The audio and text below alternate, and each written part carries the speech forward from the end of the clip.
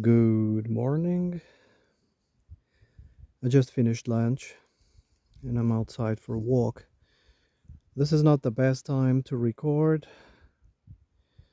because I'm going through digestion. It's not the best time to do anything actually.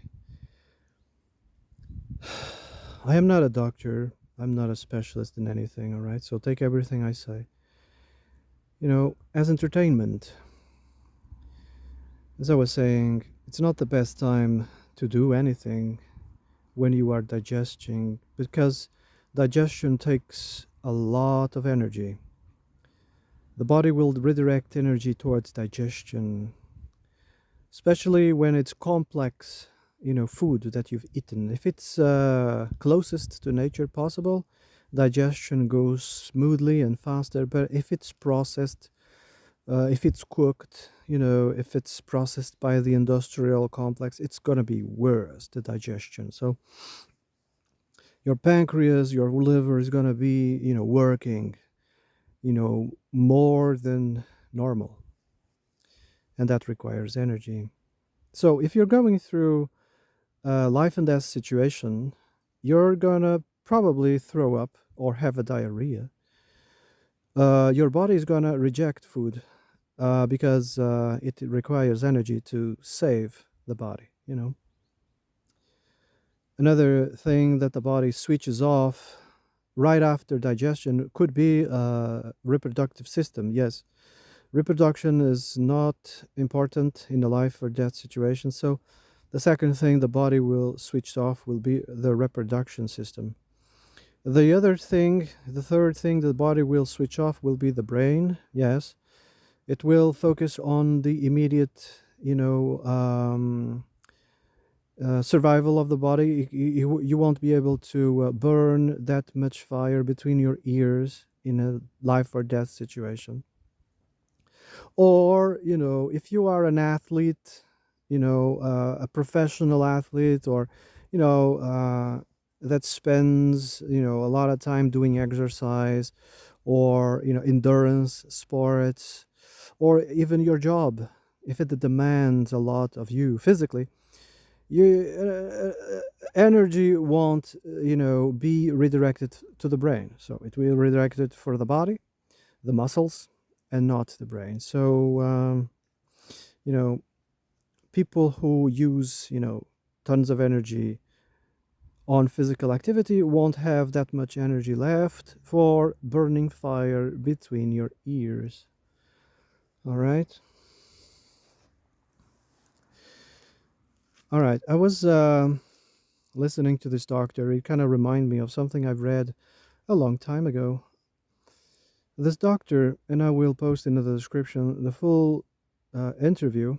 It's rather fascinating. It's about LDL. Every now and then, if you are after a certain age, your doctor will demand regular tests, blood tests, to check your HDL, LDL, cholesterol, etc. Right? And this doctor was saying, science is misunderstood, is mistaken. This has been around 50 years. Coincidentally, with it kind of coincides with the industrial food companies when they entered into politics, into lobbying. It coincides with that because 50 years ago there were scientists saying that LDL was actually two LDL. It wasn't just one. So whenever they do the testing, they are using the bandwagon fallacy and putting LDL in the same basket and saying it's just one thing. No, no, no. LDL is two distinct things. Yeah, very important. And he explained them. There are two LDLs. One LDL that is denser than the other. It is so dense and easily oxidized. Once it exits the liver, it's so easily oxidized that, analogously speaking, all right, this LDL that is dense, that is heavy, it will anchor into the walls of the veins and the arteries. It will, like the anchor of a ship, it will anchor itself. And since the blood is moving, it will drag this LDL through the walls. And when the LDL is dragging through the walls, it kind of causes damage. The body then has to scar this damage, right? If this situation is, chronic, if there's constant LDL, oxidized LDL, constantly being pumped, the scarring is going to be difficult. Analogously speaking, imagine that you hurt yourself in the skin, a superficial wound, and you don't let it scar. You're constantly removing, you're constantly scraping. It's going to create this huge, ugly thing, right? So that's the same thing that happens inside our body. If it's constant, the body can't fix the scars quick enough. So scarring starts before the previous scar is finished, and it creates huge lumps. Yeah. Sometimes cholesterol is commissioned by the body. Cholesterol is commissioned to help this situation. That is why when scientists do tests, they find cholesterol at the crime scene. But cholesterol is not the cause. Cholesterol is actually there trying to block or trying to heal or whatever, trying to scar. Foods, that are rich in this LDL that is dense are carbohydrates, refined carbohydrates, right? Fructose, seed oils, especially those who have been previously oxidized by the industry. Yeah. Trans fats. This is all processed food, from the industries, like margarine and other stuff. These are previously oxygenized by the industry at high temperatures. The body doesn't know what to do with these trans fats, and you know where it's going to stock them in your muscles. Yeah. And when it's run out of room, it's going to start stocking these trans fats around your abdominal area, you know, and etc. It's what we call obesity. Now, you can exercise your muscles, especially your legs. Yes, if you exercise regularly your legs, you will reduce, the risk of stroke. To keep your body healthy, it's the biggest muscles in the body, the legs. Yeah, longevity is also associated with exercising your legs.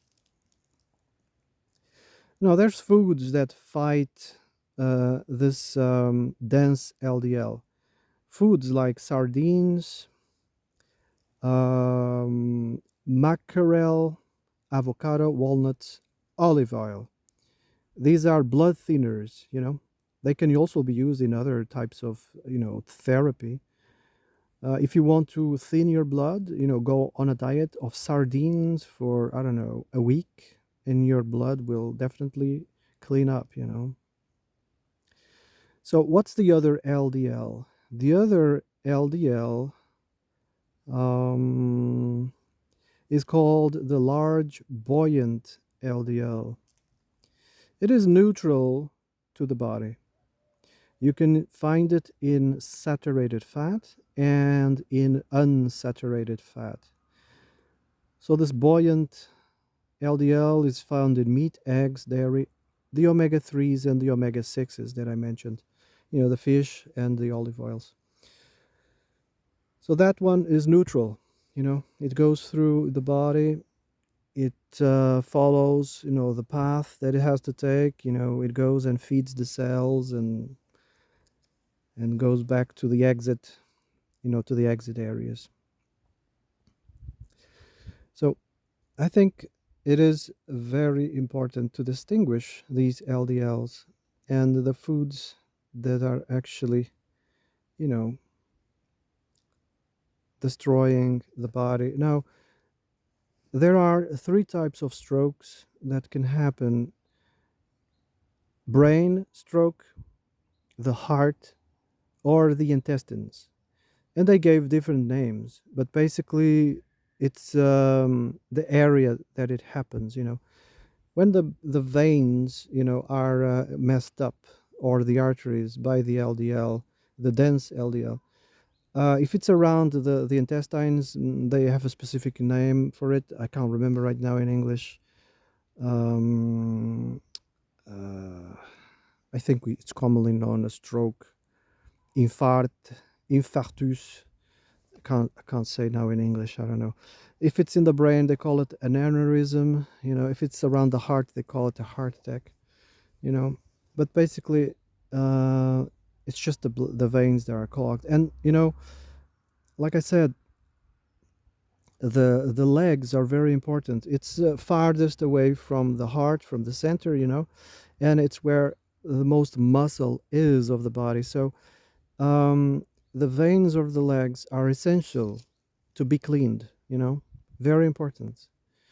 uh, if they are not cleaned, you know if they are not without obstructions, if they are cleaned without obstructions, I mean, um, it will definitely prevent the issues around the heart.